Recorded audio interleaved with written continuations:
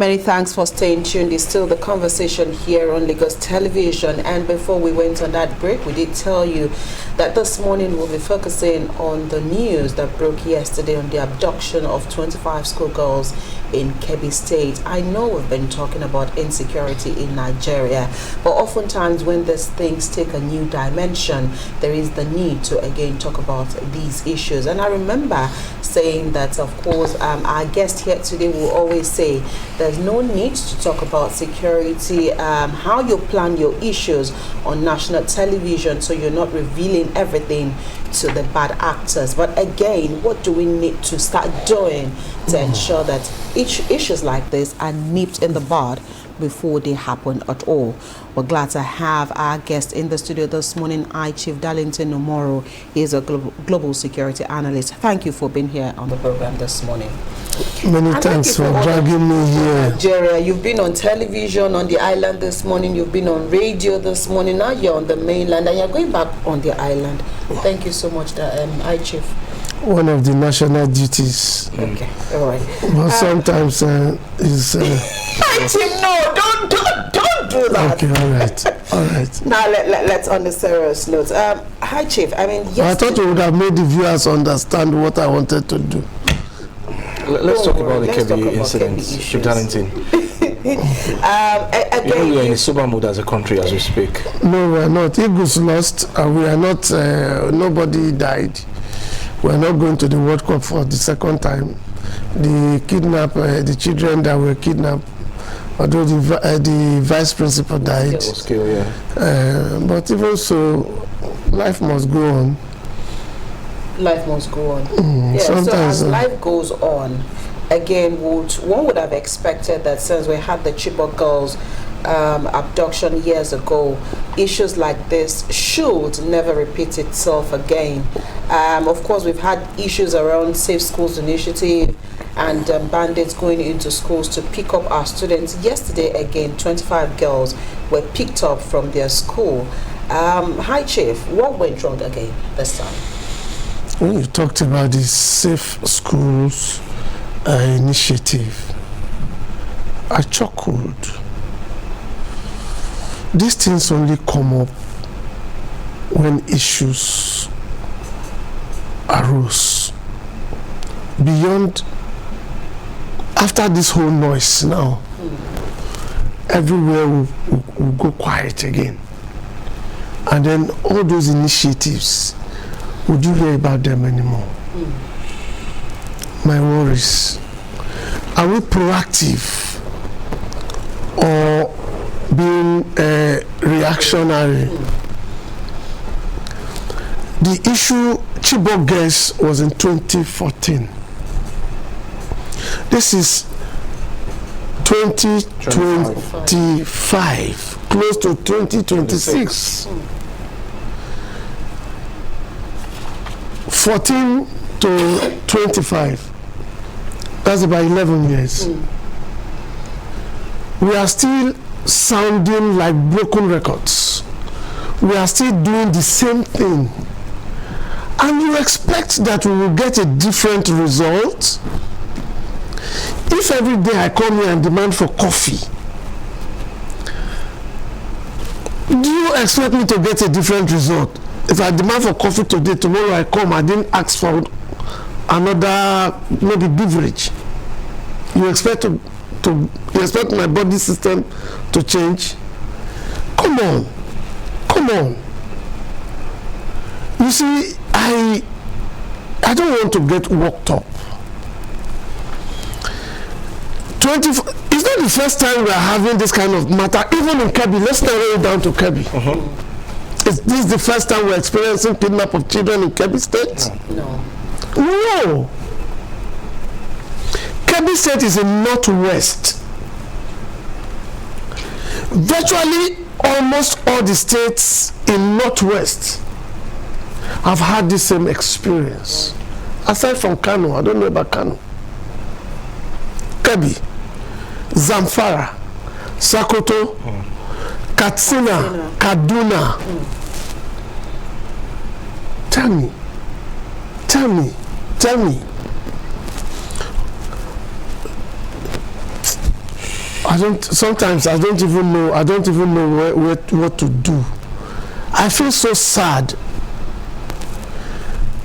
The governors, 36 states, no, is it 36 states now? Including the FCC. Every month, they collect security votes. I don't know the amount. I don't know if you have an idea. Not at all. In Lagos State, for instance, forgive me please, let me deviate. They have what is called Security Trust Fund. Right? A few other states have it. Now let's take it to Northwest. Kebbi. When you move down from Kebbi, you get to Sokoto. If you go to the right, you get to Zamfara. You could link up Katsina on the left. But you could also link up Katsina from that same right. And then Kaduna. Right? It's been an occurrence for these 11 years. We've had a lot of school children kidnapped, including university undergraduates. Right. Which meant that insecurity, this means that it has a face now, and there's every likelihood that it will keep reoccurring. Security arrangement is controlled according to the constitution by government at the center, but you at the state could complement. Lagos State assists security agents from the Security Trust Fund. That is why, for instance, security could be more active here than in some other parts. Okay? And logistics are provided, vehicles are provided, and some other logistics to assist security agents to achieve their work, not necessarily waiting for the center alone. Back again to Northwest, where we've had series of kidnaps beginning from Chibok down to this latest one. That is not even the first in Kebbi. Right. What measures have the governors put in place to either alert security agents or prevent a reoccurrence? I guess that was what your question was demanding from me. We have technology today. We have the UAVs. We have surveillance aircraft. We have several intel gathering gadgets. You have the common one, the CCTV. If you knew that schools have been targeted since the last 11 years, if you also knew that girls' schools have also been more vulnerable To these, you as the governor of the state, what has been your contribution to forestall a reoccurrence of all of this? Are you waiting for this government at the center to provide you with military men to come stationed in your state? In those schools? When you could use technology to gather intel, and then that could send information, even with the AI, to send information to the control room and then alert the security agents. Somebody said elsewhere that they came, they took those guys, left successfully. What will the security agents do? Are they spirits? They are just like you and I. Just like you volunteered the other day to go see what is happening in Sambisa Forest. You asked me to volunteer and I said no. Oh, okay. I thought you volunteered. So, I didn't. What about you? Did you volunteer to go? We are on Kebbi issue. Okay, that's right. So the truth, let's come back now, seriously. The truth is, what measures have we been able to put in place to secure these schools? Parents in the north, certain parts of the north now, are scared sending their children to school. Right. Right. Now these are boarding schools. You are female. They went to the home of the vice principal. And he refused to move. They shot him. After shooting him, they took hold of the daughter who now led them. And then when they got there, they now abandoned the daughter. They didn't go with the daughter, having killed her father. Is it enough for us to always come back to repeat, reiterate, continue to say the same thing over and over again? Over and over again. Chief Darlington, yes, sir. I love your line of thought this morning, saying that we have had this kind of incident over and over again. And when we have communities that we know that are prone to attacks, as well as schools, and we kept doing the same in the same way, then we are certainly not going to have a different result. But I am more concerned about the safety of these girls who were abducted yesterday, 25 of them. And government is saying that security agents and government, they are saying that all hands will be on deck to rescue these girls. So how tactical should government and security agents be in such a way that we will not put the lives of these girls at risk? Well, they will be very careful when adopting the kinetic approach. Otherwise, those girls will be used as shields. I'm sure they know all of that, and they've done that in the past.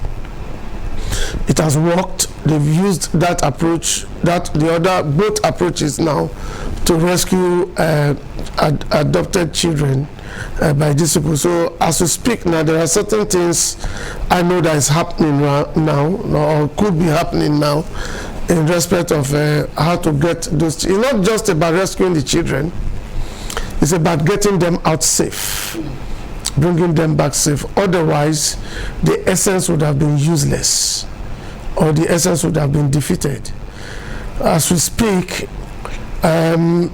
people are talking. I'm not sure the security agents have spoken to tell you this is what we want to do, this is what they want to do. They will not tell you that. But we know that work is going on. Kebbi shares a border with one of the other countries, and is on the extreme, on the northwest. And then it's not at the middle like Zamfara is. From Kebbi, if you come out, you get to Sokoto, like I said, and then you get to Zamfara, and then on and on and on like that. But one thing I can assure you of is that of late, if you go through the history of those who were kidnapped from schools in the last few years, they were either rescued or released. So I'm hoping that 25 of them will come out unhurt eventually, whether they are released or rescued. Right. Because one of these two must happen. Right. And at the end of the day, they'll come back safely. They'll come back safely. So, like you said, they are either rescued or they are returned.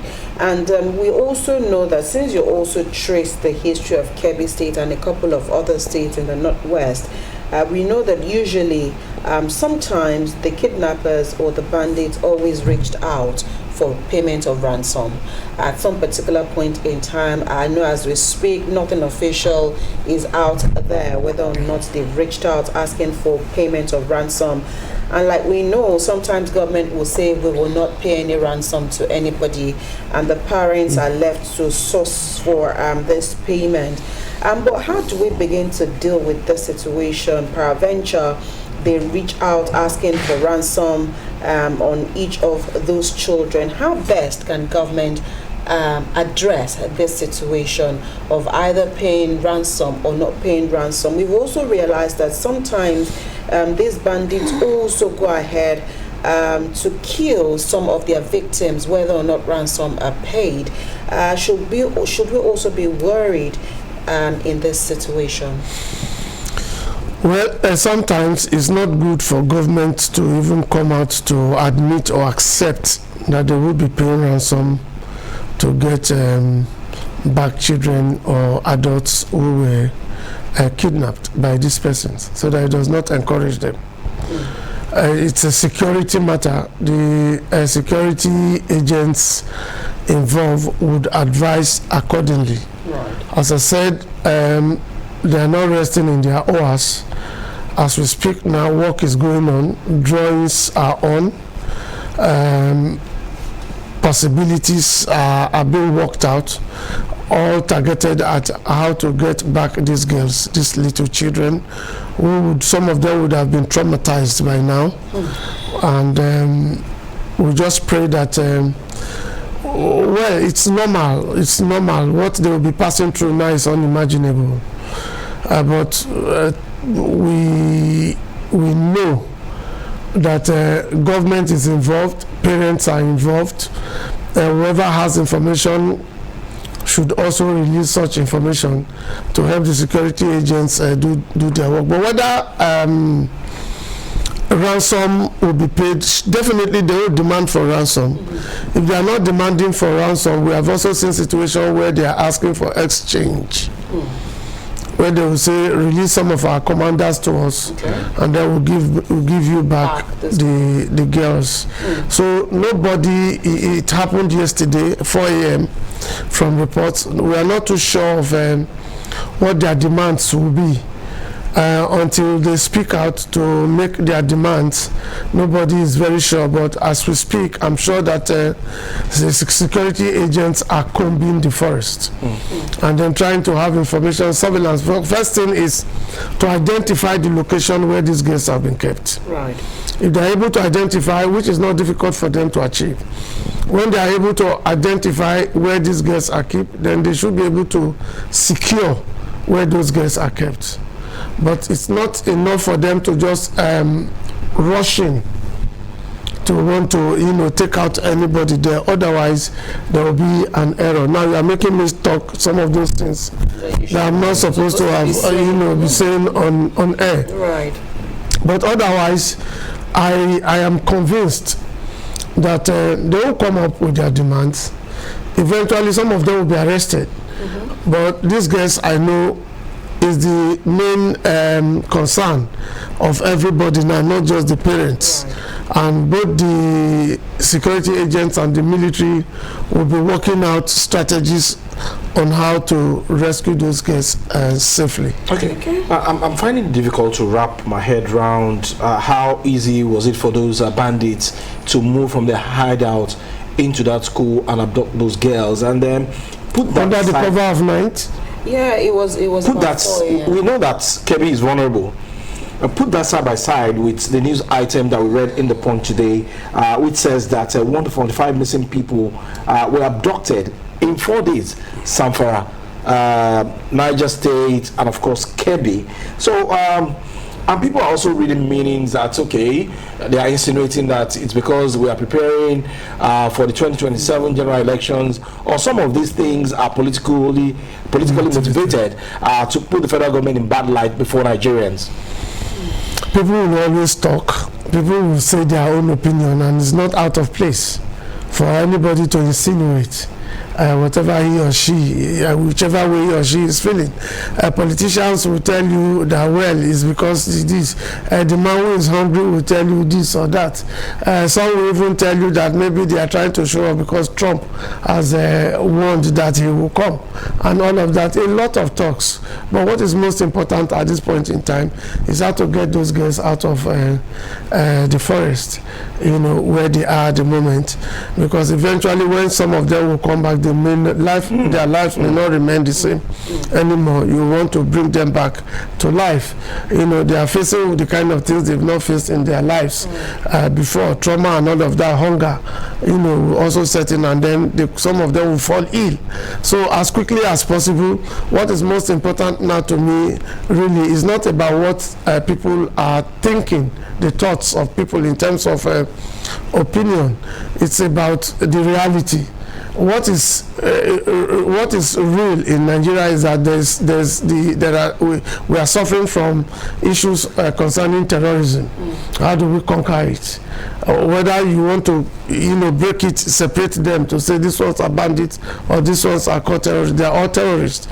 Otherwise, why would they move under the cover of the night and then go to take away innocent children and girls are that. Not even boys, but girls. You know, and they killed somebody in the course who was not cooperating with them. It's sad. It's very, very sad. So the thing is, people will think and say whatever they want to say, whether you want to use it to blackmail the government of the day and all of that, but what is involved here are lives of innocent young girls who are out there to pursue their academic career. Right. We should be encouraged. Right now, let me shock you now. If you got back those girls, take them back to that boarding house. Every night that trauma will be coming. Every night, for every night, the sound of any strange thing, even when a cup drops or needle drops, there will be panic. It will live with them for almost the rest of their lives. That's why we should have made all attempt to prevent it. Right. Being proactive. All of this is sad. Instead of being reactive. It's sad. So when, according to report, one of the traditional rulers in the community did say that the bandits came in from Zamfara into the school, and you've mentioned here, at least you've tried to give us an idea of how the area really looks like, and how, of course, this school could have been vulnerable to this attack. And we've said it time and time again that, you know, government needs to be more proactive rather than being reactionary here. What are some of the lessons, immediate lessons, that we need to take away from, again, this abduction, knowing full well that this is not the first time? It's likely it won't also be the last time this will happen, because, of course, these people have also seen these as a cash cow or as a means of negotiating with government, especially at the state level. But for you, and one who's also particular about how we need to also take security as paramount as possible, what are the takeaways? Jibala mentioned earlier that there was a report before, you know, this segment, where the Punch newspaper actually reported that even in some places, I think in Zamfara State, local vigilantes were killed. And so if we're talking about local vigilantes also losing their lives in the face of all of this, who then can expressly police the community? The security agents and the military. Do we need to always bring them to such situations? That's what the Constitution provides for. But the Constitution says when there are territorial issues. Is this also seen as a territorial problem? The issue of a terrorist is more of territorial issues. We have had situations where some of these persons who were told came in from other countries. And the issue of terrorists, you cannot send just security agents alone to tackle them, because they are more sophisticated in terms of training and equipment. Right. And so you need all of them to come together. These vigilantes that you mentioned, do they have adequate training of weapon handling? I'm not sure they do. And then what kind of weapon do they carry? They are not even supposed to carry the assault rifle. They are not even supposed to make use of light weapons. Even if they have to use small arms, they cannot use. So in all of this, what we need is to be proactive. Okay.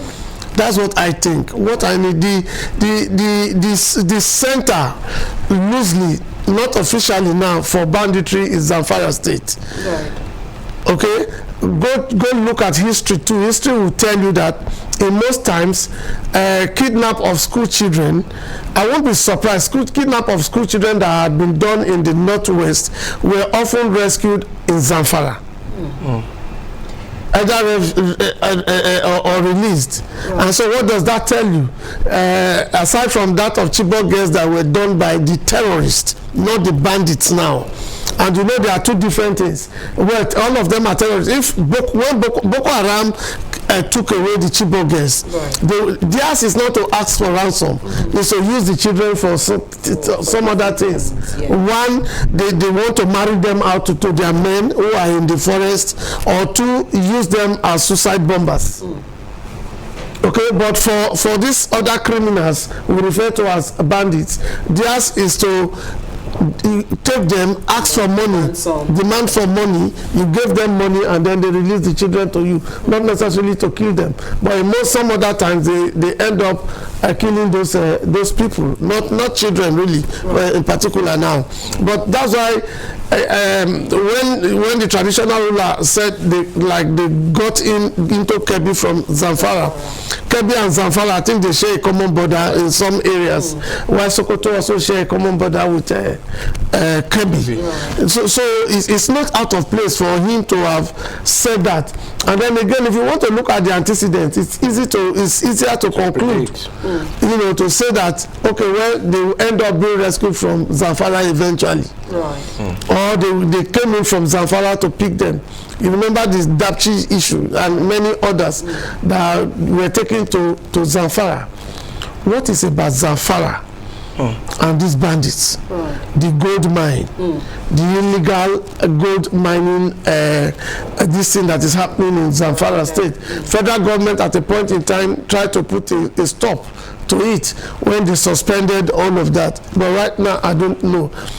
I was in Zamfara at a time. In my hotel, I've told this story here before, I guess. I saw some Chinese men, and I was asking questions, quiet questions. Why are these people here? I got to know that these were people who were working at the mines. Were they legal miners? Or they were brought in by indigenous, some persons, to work them, and then work for them or work with them.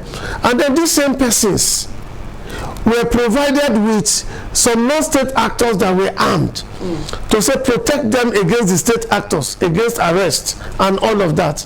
And then eventually these people converted this equipment to themselves and begin to use them for some other things, particularly when the contract failed. You remember the former governor of Zamfara State, who is, I think he's a senator now? At a point in time, he tried to create a truce between some of these bandits and the people. And then he promised a particular one some sum of money, and then how that would be paid. We eventually saw that those bandits went back to the forest because they said the agreement was not followed and met. Okay, aside from bringing in the military to rescue the situation, is it not time for us to start looking heavily into fortifying community policing in the country? And how much of this problem is our porous borders also contributing to this problem? Well, two things here now. Community policing, you said, different from the vigilantes and the hunters. You equip them, you give them equipment, you arm them, that's what they bear arms, or they supply intel. We already cried, look, it's fair enough. It's fair enough. But would you be able to police them? Would you be able to manage the situation? We are talking about the proliferation of small arms and light weapons. Would you be able to monitor all of that? Or are you referring to the state police team they are talking about, or community police? State police. Yeah. Well, I do not think Nigeria is ripe enough for state police right now. What will state police do differently from what is on ground now? You tell me you ask the questions, and I'm the one there to answer. Okay, but when you look at the number of policemen that we have in the country, we are under-policed. Even the military you have, are they enough? So should we recruit more then? Definitely, you need to boost. Not just boosting them, you need to train them. And then you need to provide welfare so that their morals will go up. You need to increase their salaries. How much are you paying the average policeman? The average policeman, from what you pay him, buys his uniform, buys his boots. And then go check some of them out when you see them on the streets, the way they are looking. You want to wonder whether these are really police from the federal government. They're not civil servants. me now. What do we have? What do you expect? It is only of late that we have started having some of these things corrected. That's when you have a government that is even interested in the welfare of these persons who will be out there in the sun just for you and I to sleep and have our two eyes closed. Isn't it? Otherwise, then you talked about the porous border. Yes, the porous border, particularly on that axis, is a challenge. It's a challenge. How are those borders actually policed properly? Let's even talk about the legal ones. Not to talk about the illegal ones. Where do these people run to? I just told you now that Kebbi also shares border with another country, where they can easily run to and run out if those people are not policing their own borders as well. Or they get to those part of the forest that is close to those places. The problem that we are facing is complex. Is there any other word that is stronger than complex? Maybe something stronger than that. Aichi, as we wrap up this conversation this morning, also what we talked about on our hashtag this morning is also something quite worrisome, where it was alleged that, of course, ISWAP members had, ambushed the Nigerian Armed Forces Brigade in Damboa, Borno State, and captured. And of course, it was said that they released a video showing that they had executed the Brigadier General. Things like this, what do they really say about the vulnerability of our officers and men? And is this not also able to deter their love for the job or wanting to defend Nigeria as a whole? Well, it will not deter them. It does not, because it's what they have agreed to do for us, for you and I, and they are doing their best. Casualties, you sometimes get casualties, but they are very painful. They are very painful. The Brigadier General had succeeded at a point and had sent out a video to say that he had survived the men. And so, did somebody betray him? If he had, let us look at it, let us extract it a bit. If he has sent out a video to show that when there was an attack, he had been able to, repel these terrorists, and that they are on their way back from that. And then all of a sudden, we saw a wounded officer, general. A general. Come on. Right. Come on. Was it that after he had released that video, somebody had betrayed him to give out information, like we have had at other times? So how can we forestall such reoccurrence? I think there should be better training. These men should be trained, and then they should be better equipped. And then there should also be more men. Leave these men to attend to their constitutional responsibilities. Stop dragging them here and here. You will overstretch the military. There's politics, you bring the military. There's intercommunal war, you bring the military. I learned the other time when the Anambra election, when the IG said they were going to send 30-something thousand or thereabout officers to police election in Anambra State. So if you took away 36,000, how many did you leave? Then do we need an external intervention then? We need because we are finding it difficult to solve this problem. You see, when you say, do we need external intervention, what got to my mind quickly is the Trump matter. You see, yes, we need, but to To what extent? Is it to the extent of one person coming to take over the country, not really facing or taking out terrorists? Okay. If it's to take out terrorists, yes. Right. But if it's to meddle in our affairs, in the internal affairs of a sovereignty, no. Go check places where America had been involved. Have we had peace? Right. In those places eventually? We need them to come, but to assist in the area of taking out terrorists, if that is the goal, but not the issue of wanting to make the thing a religious matter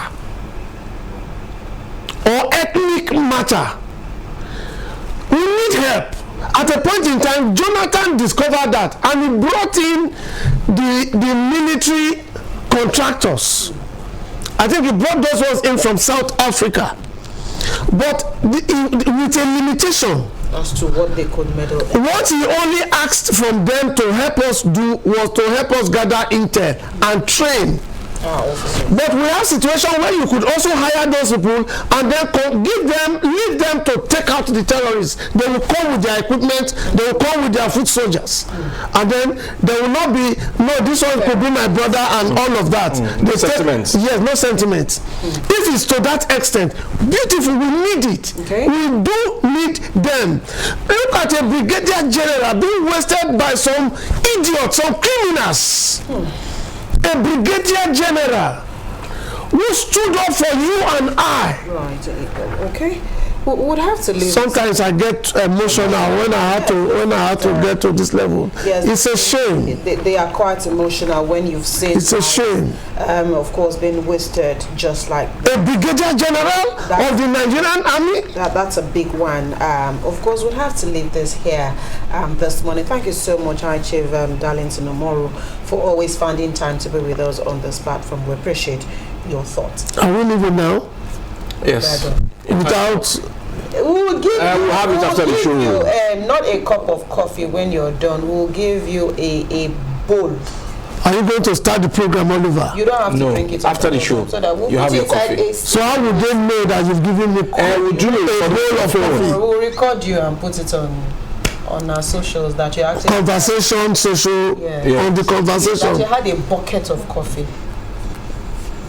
Thank you, Chief Darlington. We appreciate your thoughts. We'll take a quick break. The conversation returns shortly. We need to do things. The views expressed on this program do not represent that of the producer, management of Lagos Television, or the Lagos State Government. They remain the perspectives of those expressing them. Thank you for staying with Lagos Television.